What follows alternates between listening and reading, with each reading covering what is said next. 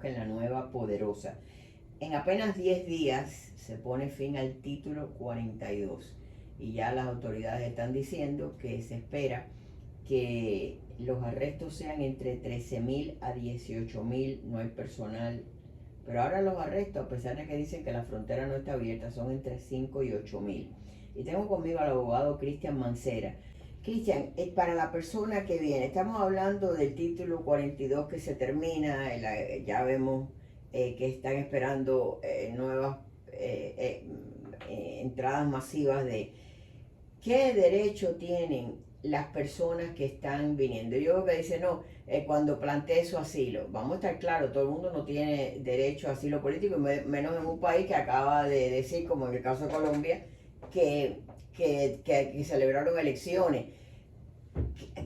¿A qué se puede acoger y primero, cómo es que se determina quiénes están entrando y quién no? Pues hay un tema importante, hemos venido trabajando en eso también desde nuestra organización Servicolex, hemos hecho varios foros en Colombia para educar a la comunidad migrante, sobre todo aquellos que quieren emigrar, porque finalmente hay mucho desconocimiento, hay muchas redes de tráfico de personas que le dicen a la gente, vente, vente, que eso te dejan entrar allá fácilmente, y efectivamente hay mucha gente que ha logrado entrar al territorio norteamericano, pero la realidad es que lo que la gente no se le dice es que nunca vas a encontrar un camino hacia una residencia permanente, hacia una ciudadanía, si entras por la puerta de atrás. Hay legislación vigente, hay reglas vigentes que finalmente te van a impedir hacer eso, a menos que pidas un perdón, el cual es bastante complicado que se te conceda.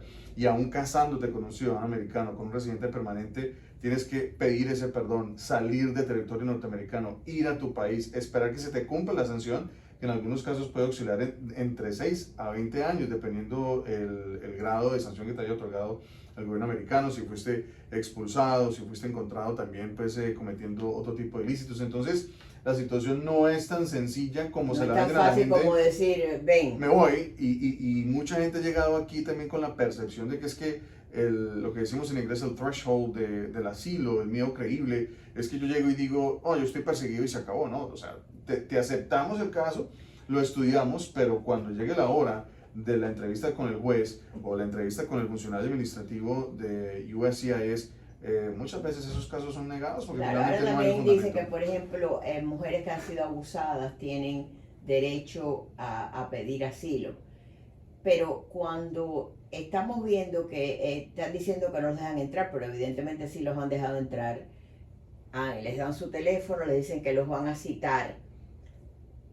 Y por lo que tú me dices, no todo el mundo tiene la posibilidad de ser aceptado en ese momento. ¿Qué pasa con el inmigrante que ya pasó el obstáculo de entrar? Le dieron no me imagino que no es un parol como cualquier No, les dan otro. simplemente una reseña, es una reseña, es como una I-94, los dejan entrar a territorio norteamericano, tienen que presentarse, en algunos casos les dan el requerimiento de que se presenten con ICE, hacer las visitas periódicas de que están pues cumpliendo con los requerimientos, o la citación finalmente se la dan para que se presenten ante un juez de inmigración, dependiendo en qué jurisdicción vayan a estar, si van a estar en el estado de la Florida, en el estado de Pensilvania, dependiendo de donde vayan a terminar llegando. Pero mira, yo quiero hacer la siguiente reseña frente a eso que acabas de mencionar. Se han ido presentando mucho que yo escucho en la comunidad decir, no, di que te está usando Pedro, ¿no? Para que te den una visa, pues, o sea, humanitaria por abuso. Y resulta que eso tampoco es así tan sencillo. O sea, no es tan fácil mentirle y no es recomendable mentirle. Además, entonces yo creo que hay que enviar el mensaje. Hay mucho migrante, por ejemplo, que llegó aquí con su compañera y llegaron con un hijo. Y resulta que le dicen a la chica, la gente que no conoce estos temas, no, di que te está abusando para que te den una visa por abuso. Y yo le digo a la gente, sí, pero es que eso no es así tan sencillo. Y a veces meten en problemas a personas que son completamente inocentes, que no han cometido el abuso físico o verbal. Entonces estamos viendo una andanada de desinformación en temas migratorios por las personas que cruzan la frontera en cabeza de estas personas que le dan sacado provecho económico a estas migrantes, sobre todo las personas que se lucran de la trata de personas. Y eso lo que estamos viendo es que por la falta de control en la frontera, por la falta efectiva de controles, sobre todo para no dejar entrar a la gente. Creo que se ha dejado entrar a mucha gente que finalmente se va a terminar deportando o expulsando del país. y creo que eso ha generado también un caos en las diferentes ciudades del país. Eso sin duda ha sido un grave error. Bueno, desde el punto de vista, ya muchas ciudades están diciendo que se le han acabado los recursos para los servicios sociales. Pero, por ejemplo, ahora, en el caso de los cubanos, que es distinto, porque el cubano tiene la ley de ajuste cubano, que si le reconocen la entrada, bueno, pues puede aplicar. Pero inventaron este parol que iban a dar para evitar que los cubanos vinieran por la frontera, cruzando la jungla del Darién o lo que sea. Resultó que como no todo el mundo puede recibir el parol, eso siguió alimentando a los carteles, pero ahora lo han extendido a colombianos. ¿Quiénes son los colombianos, venezolanos? Colombianos, guatemaltecos. Hay dos cosas distintas y una muy buena pregunta que estás haciendo. Está el parol humanitario, que solo se aplica en el caso de Cuba, Venezuela, hay otros países centroamericanos a los cuales les aplica este parol humanitario, pero en el caso de Colombia es un parol de reunificación familiar parecido al CFRP, que es el mismo parol de reunificación familiar que tienen los cubanos actualmente. Pero si tú te fijas, mucha gente también en el afán de la desinformación han confundido este tema de la reunificación familiar con el parol humanitario y son dos cosas completamente distintas. El tema del parol de reunificación familiar solamente se le va a aplicar al colombiano que sea residente, o sea ciudadano, que pueda hacer una petición I-130, que esa petición I-130 ya esté aprobada. Sí, son familiares directos, estamos hablando claro. Mamá, hijos, esposa o compañera, fiance, como se le dice, la novia, ¿no? Pero no es que vamos a pedir al primo, o sea, lo que está pensando la gente. O sea, que el parol es una manera de adelantar el tiempo que va a estar separado de la familia el que tiene una reclamación válida. Es correcto, y que ya ha sido aprobada esa I-130. O sea, que no tampoco porque la haya sometido. Es correcto, entonces tienen que someterla primero y es clave decir que si usted es una persona que tiene un hermano, por ejemplo, y es mayor de 21 años y usted va a hacer esa petición I-130, se le va a demorar entre 3 a 6 a 7 años para que le den la aprobación en primer término. Ya de ahí para adelante, el National Visa Center puede determinar si esa persona es elegible y si es elegible le enviarán una invitación para que aplique para ese programa. Ahora, de parol. ¿cuánto perjudica a la persona que, como tú dices, se lanza en la petición del parol y no tiene aprobada su reclamación familiar? Pero es que en ese tema, por ejemplo, vuelvo e insisto, si un colombiano decide mañana partir por la frontera o partir por todos esos países para llegar acá, al llegar a la frontera va a tener dificultades en la medida en que ese parol de reunificación familiar de una y otra forma no se le aplica a él. Y si va a llegar con una petición de asilo, tiene que ser una petición de asilo con un miedo creíble, con un nivel tal de que realmente él logre demostrar que tiene una situación realmente caótica o peligrosa en territorio colombiano. De lo contrario, las puertas se están cerrando porque finalmente durante los últimos 2 años se han dejado entrar a más de 3 millones de ciudadanos de manera irregular y el número sigue acrecentándose. Entonces, mucha gente en Colombia, por ejemplo, dice, me voy. Pero yo siempre digo a la gente, ¿pero por qué te vas a ir? O sea, ¿a dónde vas a llegar? Porque también hay la concepción equivocada de que es que como acá el dólar representa más en pesos, entonces yo me vengo para acá y trabajo, pero resulta que es que aquí con $1,000 no vives, ni con $2,000 vives, tienes que ganar mucho más y puedes vivir con 2,000, pero vives en condiciones precarias, porque aquí al menos en el condado Miami-Dade una renta de un apartamento escasamente, lo más barato creo que son $1,100 o $1,500. Entonces todo eso la gente lo desconoce y cuando he tocado historias de personas que venden todas sus pertenencias en Colombia, llegan acá y cuando se dan cuenta dicen, oh Dios, o sea, esto no es como lo pintan, claro, claro. Y entonces tienen que devolverse. Y otro problema que se está presentando es que han llegado tantos de diferentes países, no ha habido control en la frontera en ese sentido, entonces lo que pasa es que ya ni trabajo hay, o sea, el trabajo que hace ese trabajador migrante, ya en algunas ciudades lo que hacen es que les dan en medio tiempo, porque hay que darle trabajo a toda la gente que está llegando y eso es una dificultad que se está presentando también en diferentes zonas del país, sobre todo en esas zonas fronterizas. Ahora, y en el caso, estaba viendo que mucho, y eso está pasando también con Colombia, los venezolanos que están cruzando a Colombia, pues les está pasando lo mismo, y hay un momento que entonces tienen que regresar a Venezuela después que han vendido todo. Pues muchas dificultades, sobre todo porque ese tema de la migración venezolana ha sido caótico para el país. Y ya llevamos en eso unos 8 años, o sea, con la migración masiva. y a pesar que hemos tenido, digamos, el presidente Iván Duque legalizó a muchos de estos hermanos venezolanos, pero igual el problema no se resuelve porque finalmente Colombia es un país en vías de desarrollo, no es un país rico, ¿no? Entonces muchos de estos migrantes venezolanos también han optado por venirse para acá, para Estados Unidos. Entonces la crisis migratoria es grave, pero mira, el problema yo pienso es que, y siempre lo he dicho, las leyes están allí. O sea, la ley está clara. ¿Qué pasa si entras de manera irregular? ¿Qué pasa si entras por aeropuerto? Si usas, por ejemplo, la visa de forma indebida. El otro día estaba hablando con un colombiano y le estaba diciendo, si se va a venir acá con una visa de turista, no puede trabajar. Y si va a trabajar con la visa de turista, tiene que saber, o sea, o tiene que tener claro de que si lo llegan a pescar ¿cómo se llama eso? A encontrar en flagrancia violando su visa, se la quitan, tiene que devolverse a Colombia y no puede volver a ingresar entre 3 a 5 años dependiendo de la sanción que le den. Y aquí se dan cuenta, o sea, el sistema americano es muy complejo. De hecho, me estaban diciendo que muchos, tanto no solo colombianos, de otras nacionalidades, tienen ya la visa que te permite automáticamente, antes había que pedir una extensión, ahora te dan 6 meses automáticos. Se quedan 6 meses, trabajan esos 6 meses, regresan, se quedan un tiempo y lo vuelven a hacer y ya les están cancelando las visas. ¿Eso está pasando? Claro, porque es que finalmente todas las bases de datos están cruzadas. Entonces el gobierno estadounidense tiene claro de que si te quedaste 6 meses, no tienes aquí, o sea, negocio, no tienes vidas acá, no tienes propiedades acá, que vienes acá seguido un año, o sea, dándole en 6 meses. Entonces, lo que pasa es que te paran, te entrevistan y te preguntan, ¿qué hiciste en 6 meses? No, pues es que yo estuve con un familiar, no sé qué, ¿y qué hiciste para sobrevivir durante 6 meses? No, que me la pasé viajando, sí, pero ¿de dónde salió el recurso? La plata, claro. Y si no hay una certificación bancaria, una fuente de un ingreso que muestre que desde Colombia tienes como sustentarte. Me contó esta persona que ella tenía un trabajo normal y corriente que le dijeron, no, ella no pudo probar de que ella había podido vivir 6 meses en el exterior sin haber... Y eso es clave porque finalmente, ¿qué pasa? Mucha gente está aquí en Estados Unidos con esa visa de turista, trabajan y entonces les pagan. Entonces abren una cuenta y el dinero empieza a entrar allí.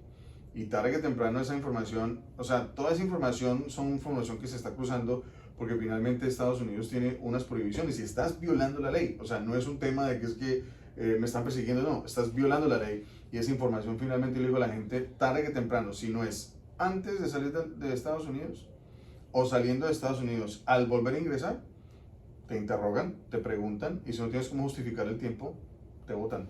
Ahora, el secretario Mayorkas está diciendo que necesitan recursos. Casi que fue risible porque se están diciendo que probablemente lleguen a ser 18.000 arrestos diarios, puede llegar hasta 18.000. Está pidiendo 350 hombres para trabajar en la frontera. ¿Es eso factible? ¿Qué cosa es eso si no es un caos? Pero el caos yo creo que se puede resolver de manera mucho más sencilla y es que realmente por parte del gobierno hubiera un mensaje claro y contundente: no vengan, sino vienen, y es que yo le digo a la gente, no se vengan de forma irregular, no vale la pena el riesgo, vender, y yo digo, si tú tienes una vida medianamente aceptable en tu país, o tienes un familiar que te puede ayudar que esté por fuera, a menos que estés pasando una situación de peligro, una situación de caos, de persecución política, de persecución de violencia, si te vienes de manera irregular la vas a pasar mal. O sea, y no es que le estemos queriendo decir a la gente no se venga, ni que queremos coartar la libertad de las personas, pero llegar aquí en forma irregular es pesado. Claro. Las dificultades, llegas a trabajar en condiciones que tal vez nunca has hecho, entonces nunca se hace esa labor pedagógica. Y lo que te decía al principio, hemos intentado hacerlo en Colombia, hemos hecho ya varios foros allá sobre este tema de hacer mucha pedagogía migratoria y decirle al migrante en la ruta, o sea, en la raíz del problema, decir, hey, o sea, si te vas a ir, al menos aprende el idioma, aprende las condiciones mínimas del país, analiza dónde vas a llegar, cuáles son las condiciones económicas. Pero ahora vamos a suponer que esa persona está consciente de todo eso, tiene una visa y decide voy a ir y me quedo. Correcto. ¿Qué posibilidades tiene esa persona de quedarse? Que no sea en el caso de los cubanos, que ya sabemos la ley de ajuste cubano. Pues la persona que llega con su visa de turista pues tiene diferentes alternativas. O sea, puede por ejemplo encontrar una oportunidad de trabajo a través de una empresa que solicite, que necesita el concurso de esta persona. Igual esa persona tiene que salir y a través de su consulado a obtener su visa de trabajo. Pero y puede necesitaría quedarse. una empresa que lo reclame. Correcto, que lo apadrine. Y también tenemos el caso de que las personas que de pronto se casan y tienen una relación, pues, y logran a través de una petición de reunificación familiar que finalmente puedan acceder a una visa de residente. Pero pues todo el mundo no consigue. Correcto. El otro día vi el testimonio de una venezolana que dijo, le preguntaron, dijo, yo vengo a buscar el sueño americano. Le dijeron, ¿cuál es? Dice, encontrarme un yankee con quien casarme. No, no todo el mundo lo consigue. Y quien lo consigue a veces consigue a gente medio loca, ¿eh? Sí, Entonces, creo que el tema es bien complejo. Yo siempre digo a la gente, cada visa, cada perfil de visa, tiene un pro y un contra. Y tú tienes que analizar en dónde calificas. Si tú calificas y tienes todos los checks, marks, Claro. ¿no? Pero Ese es el vamos a camino. suponer, la persona que no tiene una empresa que lo va a reclamar, y vamos a estar claros, las empresas por lo general no es tan fácil porque las empresas prefieren ya la persona que tiene su permiso y Claro. buscar. Entonces, a no ser que sea un tema muy específico, por ejemplo, me dicen que los que cuidan ovejas por Wisconsin les dan una visa inmediata porque no hay quien lo haga. Entonces, ese tipo de cosas sí. Pero si no tienes nada de eso, si no tienes la reclamación, ¿qué va a ser? Un simple emigrante indocumentado. Claro, inclusive lo que yo le digo a la gente, pues al menos si se va a venir con esa visa de turista, que le dura 6 meses, pues extiéndala. Pida una extensión para que al menos no la pierda. Es que yo le digo a la gente, una visa de turista para Estados Unidos es un No es documento, primero, no es fácil adquirirlo. Entonces, si lo vas a adquirir y vas a llegar acá, pues al menos trata de saber manejarlo de tal manera de que no te quedes sin ese documento, porque es que se cometen demasiados errores. Hay gente que, por ejemplo, llega con la visa acá y empieza a utilizar los servicios de salud. Por ejemplo, hay gente que tiene hijos aquí, van al hospital, reciben la ayuda pública y después cuando regresan a su país, la embajada les quita la visa. Y entonces la gente se queja y dice, pero ¿por qué nos quitaron la visa? Porque utilizaste un recurso Claro, público que tu claro. visa no te permite. ¿Quién te asesoró? ¿Quién te dijo que eso era correcto? No, que es que un amigo me dijo que podíamos utilizar los recursos públicos. Ahí es donde vienen los problemas. Cuando usted no consulta con un abogado, y no es por hacer un anuncio a ningún abogado, es que sencillamente si usted no consulta con el que sabe del tema, probablemente todo lo que haga lo va a hacer mal hecho y le va a perjudicar. Y ni siquiera es el tema, o sea, claro, hay que hacer la consulta, pero si no tienes con qué pagarlo, al menos lee. Mira, toda la Claro. información está ahí en la plataforma. Claro, O sea, es claro, que claro. la gente a veces simplemente dice, no, yo voy haciendo por hacer. Y yo siempre digo, en temas migratorios no es un tema de que él me dijo, sino quién me dijo, quién me acompañó y quién me dio esa asesoría, porque finalmente la gente está muy desinformada y en ese tema de la emigración de nuestros países, el tema puntual es ese. Mira que me vine, me metí, me dieron un parol de 2 meses, me dieron un parol de 1 año y entonces, como decimos en el argot popular, coroné o estoy acá, estoy resolviendo, que no sé qué, pero cada caso es un caso aparte y yo le digo a la gente que tiene que tener mucho cuidado. Ahora, el que logra este parol, tengo entendido que el parol es un parol por 2 años.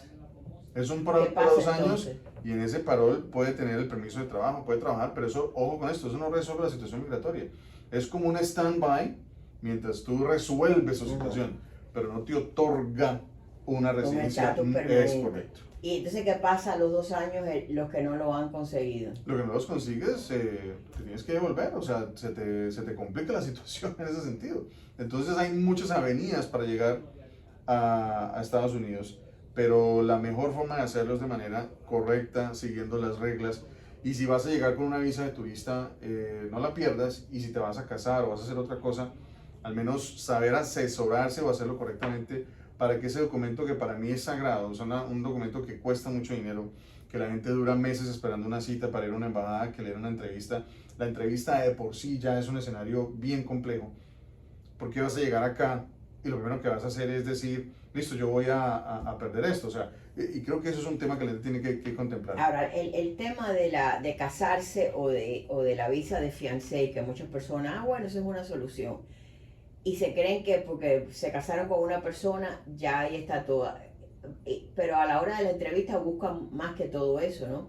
Sí, pero hay un tema puntual frente al tema de los matrimonios. Hay algo que es la evidencia bona fide, esa evidencia clave en los matrimonios. Entonces la gente a veces, aún matrimonios que pues, son matrimonios reales, uno ve que no llevan el control de sus gastos conjuntamente, no tienen casi fotos, es un desorden la estructura, por ejemplo, de la evidencia que tienen que llevar para demostrar que son una pareja.